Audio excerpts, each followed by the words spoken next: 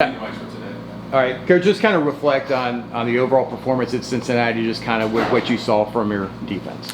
Yeah, I think probably up and down. I mean, the possessions, at the end of the game, we're positive, finding ways to get stops late, which is critical, trying to give yourself a shot in I guess it was a 2-score ball game, something like that, not for the whole duration of it. But so really proud of that. I mean, I keep talking about fight and unfortunately maybe a little bit of a broken record a week later, but the fight matters, and the second you don't think it does, then you're going to miss some opportunities to go through this. And the shared experiences as we go through this thing defensively and new staff, new team, new guys, all the things, first year, and so going through it right now. But and then the chief thing to circle, again, positive, getting stops late, and find a way to give football program a chance. Some not a lot of points scored in the fourth quarter, but no takeaways. I mean, you gotta unfortunately continue to circle back to that, and it matters. And we gotta find a way to get a hand on the football, and it's a momentum play. Those are game changers, and we haven't gotten those recently, and there's a reason we've been on the wrong side of things because of it. When you have a busted coverage like you did early, do you address it at all in the moment, or do you just move on? Yeah, you do. I mean, I think the number one thing that you do is you say, okay, well, number one, why did it happen? And did we make that play on Wednesday at practice? The answer is yes. In this exact same scenario, and say, okay, well, what creates the confusion? And number one, you got to make sure that it beyond that, it doesn't turn into an epidemic. And is there a communication piece that you can do? Is it something that you're asking a guy to do that he hasn't done a lot of? From a coaching standpoint, kind of falls in the category of simple, not easy. Do we have enough cumulative reps to put a guy in the situation to ultimately make a play, not just be in the right place, but make a play. But no, you absolutely address it, and the positive, that's not been an issue, but it's not a percentage position as you talk about the back end in general, corners, safeties, backers who are involved in coverage, and unfortunately we had a couple the other day. And so part of the messaging on that is communicate. Well, Coach, I knew what my job was. Okay, well, making sure the guys around you have an understanding what one word can do. It can put your mind at ease, it can put someone else's mind at ease, it can save the day.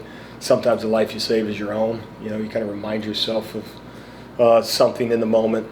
And part of the messaging on that too is if a teammate doesn't know his job descriptor and a communication that I could help him with, then I negate my ability to make a play. Because we're about to sack the quarterback. Oh, by the way, And so if one word could help us in those scenarios, and so in any event. There's a lot of plays in the game, but those ones are just they're fatals, literally fatals from the standpoint you just hand the team 7 points. Both you and Coach Frost talked about the team's fight, especially on defense. Late in the game, down by 9, the offense really doesn't have an opportunity to get back into the game, but the defense still forces a stop and gets the offense back on the field. That's got to be encouraging about the team's mentality and that they're all in. Well, it is, and you don't always get the outcome that you desire, that the other team's conspiring against you on a week-in and week-out basis. They get a vote in terms of how Saturdays go, and you're obviously fighting and clawing to make sure that you give yourself that same shot. And there's moments over the course of the game, not just late, that have a cumulative impact on what the score is and how the things go. But you've seen it just like I've seen it. The alternate reality when guys don't keep fighting and then all of a sudden you do score a touchdown, or you score a couple late, and oh, by the way, if we would have gotten stops, those would have mattered a lot more, but you gave in. So it does matter. And there's that's not a loser's mentality, and that's not an oh, by the way, let's find a positive as we search through this, as we've struggled as of late. No, that's a big deal, and you got to believe that the tide will turn because of that. I asked Nigel about this yesterday. John Walker's role might not necessarily lend itself to counting stats, but when you look at the tape, how do you evaluate how he's performing and his return from injury and what kind of value he brings to your scheme? Yeah, I think, interior defensive linemen can have a huge impact, and I think to your point, not always on the stat sheet. It's they don't get the tackle, but they actually make the play because of the things that they do. And I think there's certainly some examples of that with our interior guys. I think that also the messaging for the entirety of the defensive front, we got to find ways to make more negative plays, and some of that's calls. So it's not just them; it's coaches and everything else. How can we find a way to get offenses but behind the sticks? But no, I've been pleased with John, and I think it's like to your point, it's 6 games in, and you're playing whatever 40 snaps a game and stuff like that. I just think it'll continue to build that way, and the cumulative impact of Saturdays, and every week's a different challenge and different offenses. But now you've been in it more, and recognizing too that whether it's pass numbers or run numbers in terms of what you're seeing from a particular offense. Some days the stat count is just literally predicated because they didn't throw the ball very much, or they ran it outside, and some of those things. So those are things you can't control, but works hard on a day in and day out basis, and I think there's more production out there for him, and I think it'll come. Coach, what have you seen from the game tape going up against West Virginia this weekend, going up against a Rich Rodriguez-led offense? Yeah, it's just very multiple. The ability to create an explosive. You see the impact of the defenses that have been able to prevent them, and probably like a lot of offenses, but some more than others. Or if you can control the explosive. Makes it very difficult to sustain drives and everything else, and so. But there's a healthy respect on our end as we watch the tape, how quickly, it may be short gain, small gain, and then the home run, and so, and they do it by a number of different ways. Most specifically, when you're talking about the motions and jet series that he's been so good at over the years, and misdirection, and then it's off of that, and then there's a pass off of that, and so eye control is critical, discipline is critical. We talked about communication on the back end and stuff. So it's one of those type of offenses. One word probably isn't enough communication, because now you're gonna be okay. Well, but when this happens, we got to say this, and some of those things. So really test you defensively that way. They're coming off a bye week. Do you always kind of expect big changes, especially that's a team in a similar situation to UCF, a rebuilding year. They're trying to get some momentum in Big 12 play. Do you kind of expect the unexpected, especially when a team has much more time to prepare for you? You do. I mean, it's kind of like what hole do you drill down, and how far do you drill? What does that mean? How do they use that time? Obviously from a personnel standpoint, played several quarterbacks. Okay, does that sort itself out by the time we see him, or are we going to see a combination of several guys in that? And so you do have an expectation that there's a good chance what we see, especially early in the game, probably won't be exactly what we've watched on tape. And so from that standpoint, it goes back to you got to trust your rules, you got to trust your communication, and it's kind of the not so fun pieces as you go through it, but the monotony of communicating, and then trusting your eyes and everything else, and then in the end being knocked down pieces on the back end, and you don't want to say survive the down, but if it gets real fancy, we got to survive the down, move on. And it's not a game of first downs; it's a game of touchdowns, and so it can't be overly emotional if it's a 10-yard gain early in the game. Yesterday, Nigel Leake said that if the offense scores 10, we've got to hold them to 9. That seems like a lot of pressure, not a lot of margin for error. Is there a cumulative effect on the defense, and knowing that they don't have many mistakes that they can even make?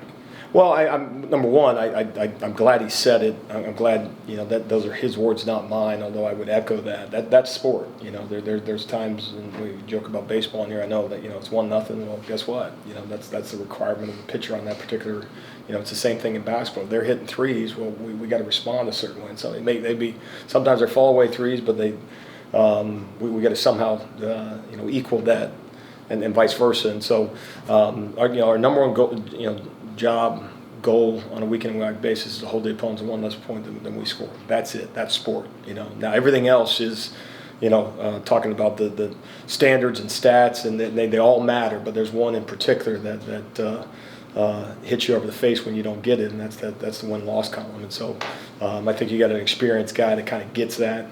I think my hope would be that is the voice of the football team, and most specifically in this case the voice of the defense that truly means that, and it fires me up because that's something that you kind of preach, but at the same token, like you say, you don't put, all right, what's the number it's going to be on a particular weekend? Well, somebody's going to be that, and there's other weekends, as we know, that we're going to need those guys on their side to save our tail. So that's part of it, and then it's as much as we're siloed out in football and of all the sports we talk about, we kind of pretend like we're not on the same team. Sometimes it's a unit, and a unit is not offense and defense. I mean, the complete football team, and what's required is to do our part, and every game's different that way, and so we got to find a way to get stops, and there's a version of us that can get that done. I guess that would be my final kind of addition to Nigel Leake's quote is, well, that's really, really hard. Okay, we can do hard things. Like there's a version of us, and we got to get that version out of them. You 3 weeks in a row in Big 12 play, you've played experienced quarterbacks that have been in the system with the school for multiple years. This week, in playing in West Virginia, what goes into the thought process and kind of the planning of a game plan for somebody who doesn't have that level of experience, is a kind of new player in a new program and doesn't have the same level of tape as the other guys you've seen? Yeah, and I think to your point in terms of the experience. I mean, that'd be a tremendous study across college football. I know from a defensive standpoint, it's something that we recognize. When you're seeing not just time in college, but most specifically in a scheme at a place, there's just those are things we used to talk about how important were, and now we kind of ignore it because it's not really available everywhere because people change. Well, there's a reason that was always a big deal all the time, right? The best part of a freshman was the famous quote, the best thing about a freshman is they turn into sophomores type of thing. Well, that's still the case. The best thing that happens to you is the cumulative impact over the course of time, guys being with you in the development piece and all that stuff. And we don't talk about it enough because it's not always available to you. But I'd be fascinated across. I would just worry about the guys we play, but that was very real the last 3 weeks. And so when you have some guys that are inexperienced, you just recognize the fact that we don't know what we don't know, just maybe as much as they don't know what they don't know at this particular moment. And then sometimes that includes a willingness to drive the ball downfield into coverage. Well, you got to take advantage of when that happens, or you put them in a situation where they make a mistake, but you don't make them pay for it, and they can get real confident real quick. And in some cases where young guys, I would say that would be the thing is maybe fears you or strikes fear in you the most defensively is for a young guy, sometimes it doesn't take much for them to get that confidence. They break a run and all of a sudden it's they're starting to feel a certain way because they don't have as much experience that way. It might be the first explosive play they've had type of thing. So does it tempt you as a play caller to be more aggressive in those moments, or to kind of like maybe let them make a mistake in what you're going? I think in theory, absolutely. And then I think that sometimes ties into, if you're not careful, then you have a lack of respect for the scheme and the 10 guys that are around them and say, okay, well, let's attack this individual. Well, with the run game, the motion, the 53 and a third that they make you to defend, and you're talking about an experienced play caller and Coach Rodriguez. I mean, he understands the level of experience as quarterbacks too, and so he's as best he can is trying to put them in the best situation possible to be successful, and certainly at times over the course of a year has. And so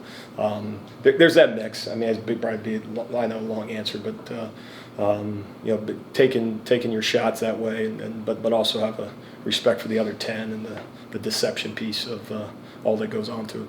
Coach, you talked earlier about the fight of this team on the defensive side. Just what's the overall message leading up to the week to just kind of keep them playing the same way?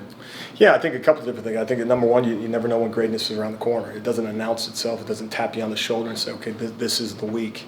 I think other messaging as you go through it is adversity is a sport, and you don't always get to decide when it comes, and you don't necessarily get to decide when it stops. But believe me, if you don't keep the pedal down and you don't take that additional step each week and keep fighting, you know what the outcome's going to be, and it ain't going to be good. And so part of the messaging to these guys, so here's my Friday night talk, is don't you want to find out if you keep fighting? Isn't there something that just wants to find out if we just swing one more time at this thing?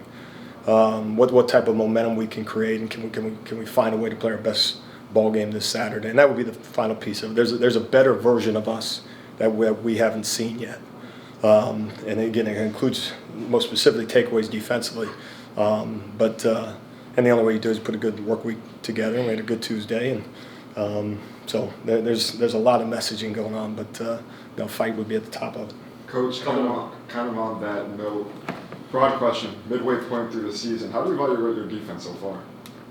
Really try hard not to, from a big picture standpoint, and it's just it's 1 week seasons, and it's more true now than ever. Like I said, we're going through some shared experiences now as you go through it. Every game has its unique challenges. We've been up, we've been pretty even over the course of a day. We've been down, and almost found a way to get a win, and other times didn't get enough stops to put ourselves in a situation that we could win the ball game. So we've been through some stuff now, and then again, in our previous life in coaching, it was okay to have some shared experiences and maybe go through some struggles, and now it's one of those deals where you got to experience everything in the off season, and we're just supposed to flip a switch and go win ball games. And so trying to evaluate it, I think again every play they score is not a good one, and we got to find a way to get them out of the end zone. And I think big picture wise, again, the takeaway count is one right now that is a real frustrator. There's not a magic answer for it, otherwise we get it done.